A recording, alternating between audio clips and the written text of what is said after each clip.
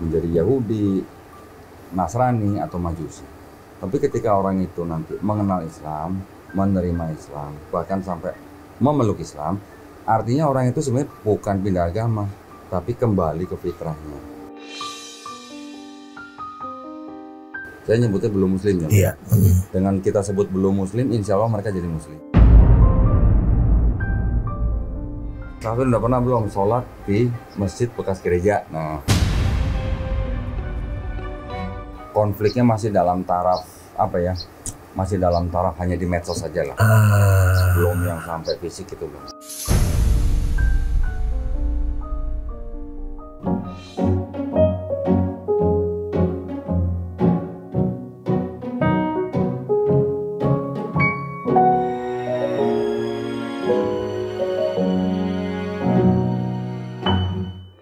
Assalamualaikum warahmatullahi wabarakatuh. Kita jumpa lagi di Alvin in Love, Ayah Lovers, dan kali ini bersama tamu yang Uncle udah tunggu-tunggu banget nih, Kodonditan. Assalamualaikum. Waalaikumsalam. Wah, ini seneng banget. Ini aku dimampirin. Udah nonton podcastnya, udah lihat obrolan-obrolannya. Dan buat Uncle, kita sama-sama Uncle. Kirain gua doang namanya. Uncle Bob ya? Uncle Bob. Uncle Bob. Ini Uncle Vin. Jadi, kalau saya nggak salah berarti tahun ini masuk tahun ke-10 ya? Apa dari mualaf ya? Dari bersyahadat ya. Tapi ini yang saya bilang tadi ya, bahwa Kodondi ini bukan sekedar bicara. Ya, you have been through, melewati, mempelajari, mencoba memahami, dan akhirnya pemahaman yang paling ujungnya dapat gitu loh. Nah, apa yang bisa di-share tentang buku-buku yang ada dan kemudian yang Kodondi lakukan pada saat ini? Jadi dari buku-buku ini kita akan mengetahui bahwa yang disebut sebagai agama samawi ya, dari kacamata akademis kan ada 3, Yahudi, Kristen, Islam. Dianggap bahwa tiga agama ini berasal dari satu pencipta. Kita sebagai mungkin masyarakat biasa melihat bahwa ada agama Yahudi, Kristen, Islam yang mengaku bertuhan kepada Tuhannya Nabi Abraham atau Ibrahim alaihissalam, Nabi Ismail alaihissalam, Nabi Ishak alaihissalam, Nabi Yakub alaihissalam. Jadi nabi-nabinya sama gitu. Nah, dari situ kita melihat bahwa jangan-jangan ini agama nih wahyunya berasal dari satu sumber, tetapi mereka bisa timbul dengan pemahaman masing-masing. Terus kemudian kitabnya juga ternyata berbeda-beda, gitu kan? Saya mencoba menyampaikan dari kacamata akademis juga dari kacamata religi gitu.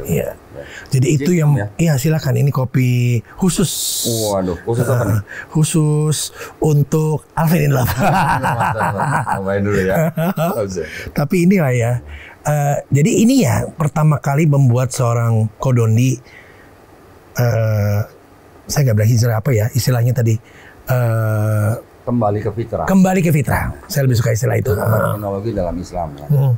Jadi ternyata di Islam kita juga mengenal yang namanya konsep setiap manusia yang dilahirkan itu sebenarnya adalah fitrah. Fitrah suci. Fitrah dalam arti dia sebenarnya harusnya seorang muslim.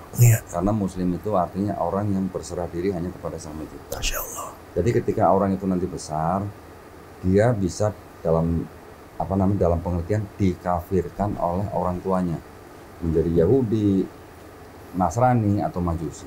Tapi ketika orang itu nanti mengenal Islam, menerima Islam, bahkan sampai memeluk Islam, artinya orang itu sebenarnya bukan pindah agama, tapi kembali ke fitrahnya. Itu yang sangat menancap gitu ya di dalam pemahaman saya gitu. Kita semua nih fitrah. Fitrah kita adalah sebagai orang yang berserah diri kepada Sang Pencipta. Bahasa Arabnya Muslim. Ajarannya Islam artinya juga selain berserah diri, damai, patuh, taat, tunduk, selamat. Semua itu mencakup di dalamnya. Jadi nggak mau dipanggil Ustadz ya, padahal. Jangan. Kenapa? Label itu gimana sebetulnya? Buat saya Ustadz itu di atas saya lah. Ya.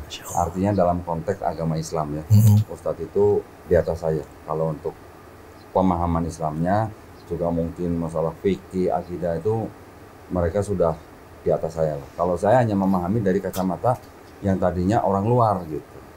Jadi ketika saya memahami Islam, ya pemahaman saya dengan mengikuti pemahaman Muslim yang mainstream, saya belum berani dianggap sebagai guru lah untuk mengajarkan Islam. Itu aja sih. Nah, tapi pemahaman dari Kodondi ini membuat orang realize, memiliki kesadaran bahwa dirinya adalah fitrah. Sehingga banyak yang melakukan hal yang sama nih kok.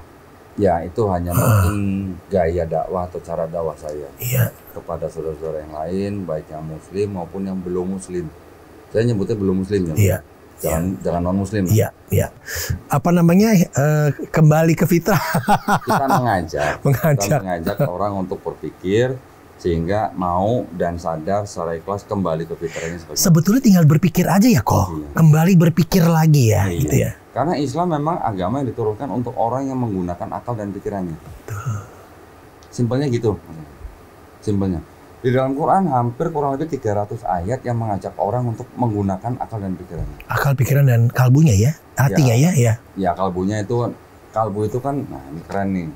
Ini saya dapat ilmu dari Dr. Aisyah Dahlan nih. Masya Allah. Setiap manusia kan diciptakan dengan kolbu. Betul. Ternyata yang mempunyai syaraf, ya, seperti di otak, ternyata jantung. Di dalam jantung ada kurang lebih 40.000 saluran saraf yang ternyata bisa dianggap itu adalah tempat yang disediakan Allah Subhanahu wa taala untuk menerima suara Allah. Ini istilahnya Dr. Aisyah. Iya. Di dalam otak kita ada 100.000. Di jantung kita ada 40.000 sistem saraf. Baru tahu saya. Di atasnya itu. Nah, ini lah sains ya. Dan itu ada juga di. Ada. Ternyata makin kesini, makin terbuka sains, makin terbuka juga kebenaran Qur'annya. Ayat-ayat yang mungkin dulu diturunkan 1500 tahun yang lalu, mungkin orang-orang yang mendengar pada saat itu sampai ratusan tahun bahkan ribuan tahun sampai sekarang, mungkin ada yang belum paham nih maksudnya apa gitu. Tapi ketika sains sudah mulai terbuka, makin terbuka juga kebenaran Qur'annya, makin terbuka juga maksud daripada ayat. Karena orang diminta untuk berpikir ya. Kalau berpikir kan terbuka jadinya kan. Betul. Untuk berusaha untuk lebih baik. Sebenarnya sains juga mulai maju ketika mereka menggunakan Quran. Ilmuwan-ilmuwan Islam yang menciptakan aljabar, yang menciptakan algoritma, yang menciptakan ilmu-ilmu tentang perbintangan dan segala macam, asalnya dari Quran. Cuma mungkin memang umat Islam pada waktu itu, pada abad-abad pertengahan, sebelum abad pertengahan, mungkin sudah meninggalkan meninggalkan giroh untuk mengembangkan sains. Mereka mungkin bisa dikatakan sedikit berbeda lah ya. Makanya sains itu diambil alih oleh orang-orang yang malah belum Muslim. Ya, kebanyakan ilmuwan di abad pertengahan mereka mengembangkan sains dengan begitu majunya sampai sekarang kita bisa menikmati segala kemudahan dari sains. Rupanya juga tidak lepas dari peradaban Islam. Bahkan yang saya tahu pemilik Facebook saja kagum dengan Al-Khawarizmi yang menciptakan algoritma dan aljabar. Tanpa itu kita nggak bisa ngirim pesan di handphone. Betul. Apalagi yang punya Facebook. Oke, debat dengan pemuka agama ini menarik sekali ini gitu loh. Ini hampir kerap kali dilakukan ya. Sebetulnya apa yang ingin dicari sebetulnya? Alhamdulillah 2020 saya kan bergabung dengan sebuah yayasan. Yayasan ini disebut dengan sebagai Yayasan Pembina Mu'alafat Tauhid yang berpusat di Surabaya. Saya diamanahkan menjadi ketua Litbang. Saya ditugaskan untuk berdebat dengan pemuka agama atau pendeta dari kalangan Kristen minimal 2 kali dalam setahun. Tujuan kami untuk berdebat dengan mereka semata-mata bukan untuk cari musuh, bukan untuk mencari perpecahan, bukan, tetapi untuk edukasi. Di dalam Quran kita kan juga membaca bahwa janganlah kamu berdebat dengan ahli kitab kecuali dengan cara yang paling baik, gitu kan? Bagaimana cara yang paling baik? Cara yang paling baik yang kami coba lakukan adalah apa? Dengan kita menyediakan tempat yang baik, dengan kita menyediakan moderator yang baik, timer yang adil, kemudian sistem debat yang adil untuk keduanya, dan niat yang baik tentunya ya. Niat yang baik. Tujuannya adalah untuk memberikan edukasi kepada para penonton, baik itu yang Muslim maupun yang belum Muslim, untuk melihat perspektif masing-masing gitu. Nah, cara itu yang kami gunakan juga. Kami percaya bahwa dengan ilmu yang kami gunakan itu, yang disebut dengan ilmu kristologi, tujuan utamanya buat kami adalah apa? Selain sebagai edukasi, juga untuk membentengi akidah umat Islam. Dari apa? Dari upaya-upaya pendangkalan akidah, atau boleh disebut pemurtadan. Masih ada kan? Upaya-upaya seperti itu masih ada. Ya, kita mau akuin nggak akuin, tapi ternyata masih ada. Bukti-bukti masih banyak. Jadi itu yang kami lakukan supaya umat Islam tidak mudah dimurtadkan. Itu aja. Tapi dengan menjaga supaya jangan sampai kita melanggar hukum, juga jangan sampai kita melanggar Quran. Iya. Gitu ya. Ya, itu yang paling penting kan sebetulnya kan. Nah tapi mengajak itu kan nggak gampang ya. Iya. Karena kalau kita bicara mengajak untuk ketemu dan apa namanya tadi supaya bisa tukar pikiran dan lain-lain gitu kan. Ada kendala apa nih kok gitu? Gak mudah mempertemukan dua tokoh, tokoh pemuka kepercayaan agama gitu ya, untuk ngobrol dengan meskipun difasilitasi dengan baik gitu loh. Nah, kendala yang paling besar buat kami itu susah nyari pendeta untuk diajak debat. Memang sulit untuk mengajak mereka berdialog, itu sulit gitu. Tidak semua pendeta mau berdebat. Yang lebih mudah adalah memang door to door untuk mensiarkan agama kita. Tetapi di dalam negara Republik Indonesia ini kan sudah ada aturannya. Betul. Walaupun setiap warga negara diberikan hak penuh oleh negara untuk memilih dan menjalankan agama dan kepercayaan masing-masing, tetapi juga ada aturan pemerintah yang melarang mensiarkan agama kepada orang atau kelompok yang sudah beragama. Itu nggak boleh gitu Mas. Makanya kita tidak melakukan door to door kepada orang yang sudah beragama. Tetapi hal itu yang masih sering dilakukan oleh misionaris-misionaris. Itu masih sering sampai sekarang. Nah, untuk itu makanya kami mencoba melakukan dakwah ini demi untuk menjaga orang-orang Islam ya yang sudah beragama ini untuk tidak mudah dimurtadkan oleh orang-orang yang mengajak mereka ke agama mereka. Menguatkan kesadaran mereka mungkin ya. Bisa lebih juga. Tepatnya itu ya. Bisa begitu. Ya, karena kan pada dasarnya kan memang udah Islam kan? Iya. Iya. Kami menganggap yang disebut dengan kristologi ini sebenarnya adalah dakwah tauhid juga, Mas Alvin. Jadi dakwah yang mengajak orang untuk bertauhid. Iya. Dan kami percaya bahwa dakwah kristologi ini juga dakwah yang dilakukan oleh Rasulullah bersama sahabat-sahabatnya. Ketika mereka berinteraksi dengan kaum Yahudi, pada masa itu ya. Pada masa itu, ketika mereka berinteraksi dengan kaum Nasrani, yang diperdebatkan kan kebanyakan memang masalah akidah. Jadi yang kami lakukan juga, kami mencoba meniru apa yang dilakukan oleh Rasulullah dan sahabat-sahabatnya, mengajak orang untuk mengakui keesaan daripada Allah Subhanahu wa Ta'ala dan juga untuk kembali bertauhid, hanya untuk mengesahkan Allah Subhanahu wa Ta'ala. Mengsyahadatkan orang gitu loh. Ini makin banyak yang datang tiba-tiba. Alhamdulillah. Setelah diskusi, setelah ngobrol, ya tukar pikiran atau memberikan edukasi tadi istilahnya. Tukar pikiran lebih enak ya.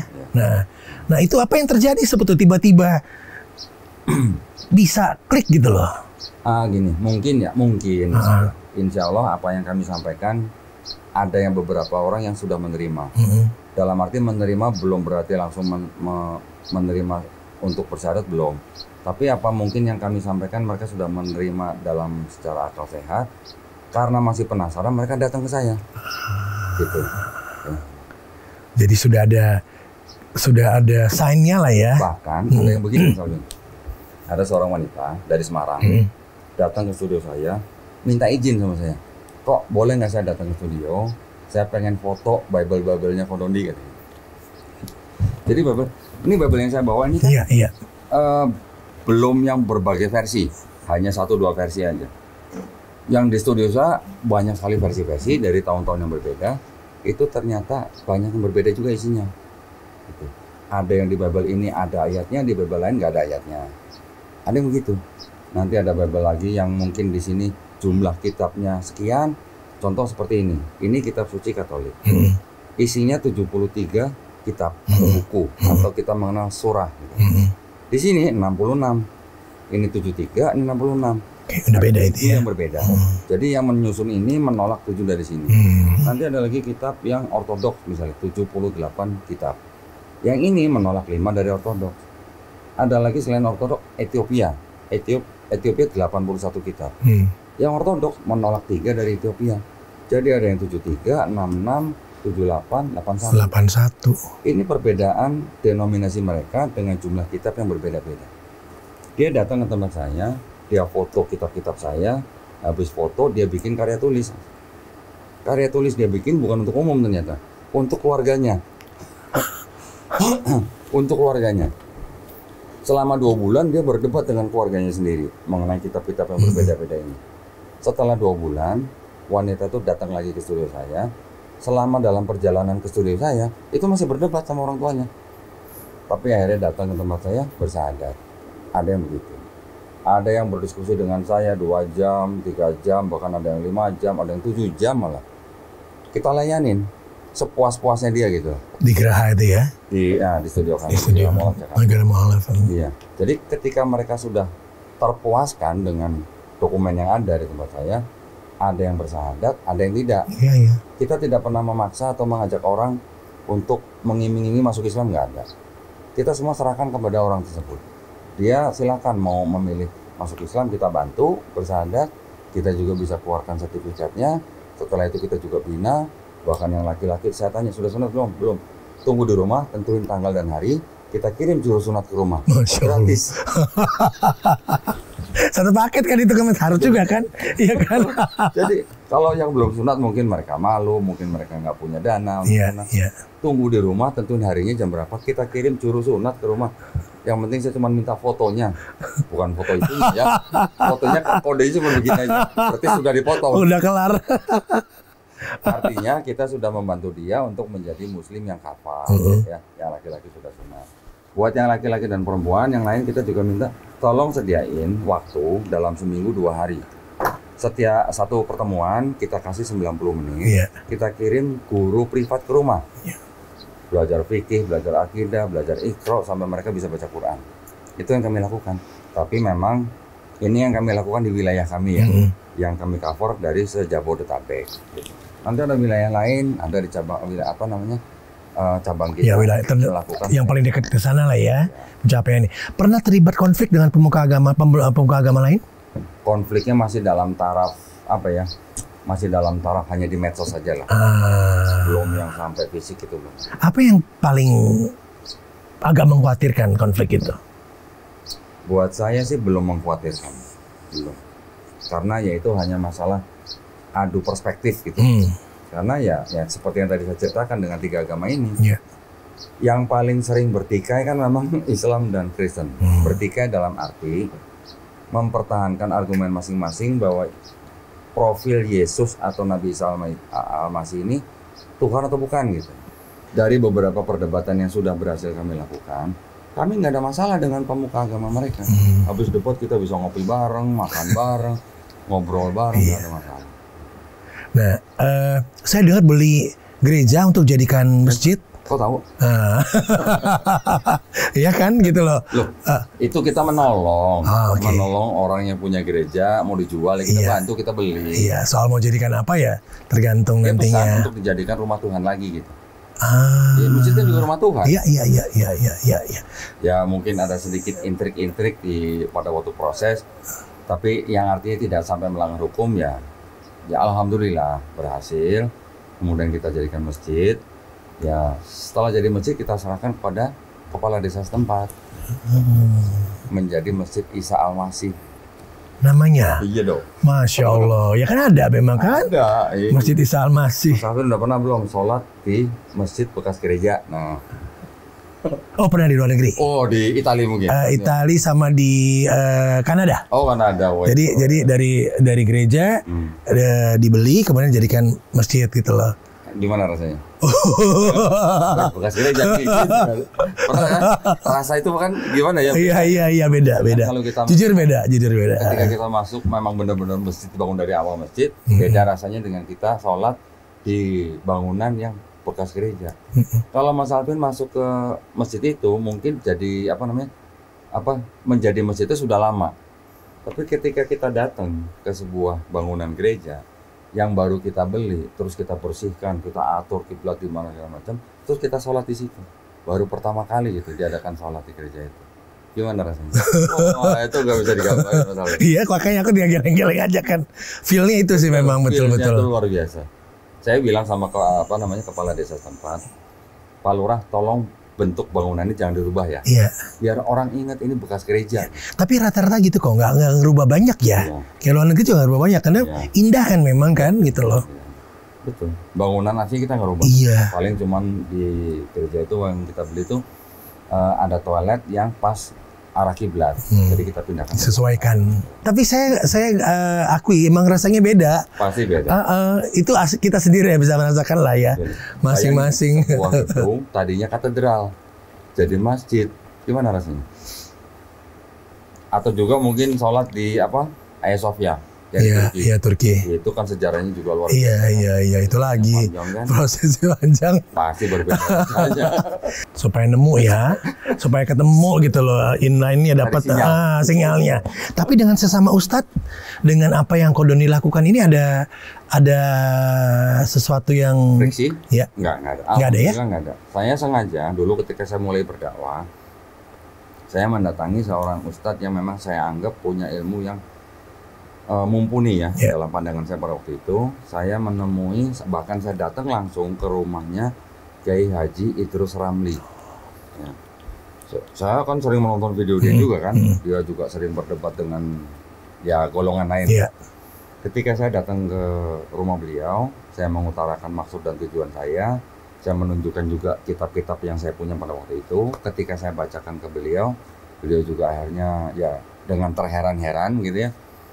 Beliau akhirnya mengatakan bahwa ilmu yang kami lakukan untuk berdakwah itu beliau menganggap bahwa itu adalah fardu kifayah.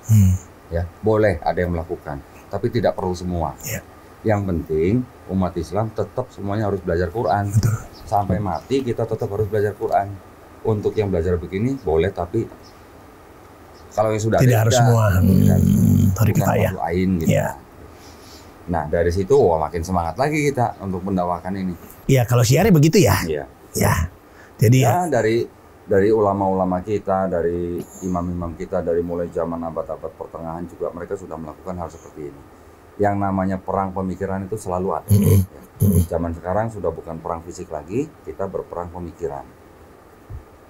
Dan yang paling penting tadi adalah tidak melanggar apa yang ada di negara ini ya. Itu berpegang pada itu ya. Itu yang paling sehingga tidak melanggar Quran. Ya. Karena Quran juga memerintahkan kita untuk dalam dialog seperti ini, lintas iman, yang kita bicarakan itu pertama kali harus persamaannya dulu. Ketika ada perbedaan, baru kita cari yuk bedanya apa. Ya, dimulai dari itu ya, betul. Masing-masing diberikan hak masing-masing. Dipersilakan, silakan mau menyembah apa aja juga itu hak mereka. Allah Subhanahu Wa Taala sudah menurunkan yang disebut di dalam Quran iman kepada Allah Subhanahu Wa Taala, kepada malaikat-malaikatnya, kepada kitab-kitabnya, kepada nabi-nabinya, kepada hari akhir dan kepada qadar dan qadar. Gitu kan? Iya. Jadi ya kita hanya mengikuti Quran. Betul. Di Quran juga ada perintah kita tidak boleh menghina sesembahan orang lain. Kenapa? Kalau kita menghina, mereka akan menghina Allah Subhanahu Wa Taala tanpa pengetahuan. Iya. Jadi kalau kita mau membela Allah Subhanahu Wa Taala, artinya dalam membela agama Islam, kita tidak boleh menghina sesembahan agama orang lain. Itu yang paling penting. Memang nggak boleh. Jadi kalau kita bikin debat, Mas Afin, itu kita bikin aturan yang ketat. Nggak boleh ngomong kata-kata kotor. Nggak boleh menyerang. Oh, sampai segitunya? Sampai segitunya. Kalau sampai melanggar, kita diskualifikasi. Kita stop debat itu. That's good. Nggak boleh ad hominem atau menyerang pribadi lawan bicara. Apalagi sampai menghina agama orang lain, apalagi sampai menghina sesembahan orang lain. Itu disepakati ya? Harus disepakati. Kalau nggak sepakat, nggak dimulai. Oke, makanya banyak yang nggak ikut ya. Mendapatkan pandangan baru, pemikiran baru, ya bahwa yang dilakukan Kodondi adalah seperti ini. Karena yang saya dengar adalah jangan ketemu Kodondi, nanti langsung syahadat. Enggak juga. Enggak, ini yang beredar gitu loh. Makanya saya kan panggil Kodondi ya buat ngobrol gitu loh. Kenapa ada omongan kayak gitu ya? Enggak gitu juga. loh. Saya juga ada komunikasi yang baik dengan pendeta-pendeta. Bahkan saya merencanakan saling mengunjungi. Nanti kita juga datang ke gereja, kita mengenal bagaimana ibadah mereka. Bahkan saya juga rencana mau bawa mahasiswa-mahasiswa saya untuk melihat kegiatan mereka, ibadah mereka bagaimana. Sampai begitu. Nanti saya juga mau podcast di tempat pendeta itu juga mau podcast di tempat saya, nggak ada masalah. Indah. Kita tetap berteman, Iya. sahabat. Karena Islam itu indah ya. Iya. Dan damai. Iya, kita tidak memperlihatkan sikap permusuhan kok, ya. Cuman ya kita cuma ngingetin, ingat jangan kristenisasi gitu aja paling. Kelihatan kok cara bicaranya tenang. Tapi angka mulai tadi kan tenang aja, ketawa, tenang, nyantai. Tapi jep gitu langsung itu dia tadi. Tapi kan based on Ya, sesuatu ya, nggak cuman asal bicara aja. Nah itu yang paling penting yang kita obrolin hari ini. ada.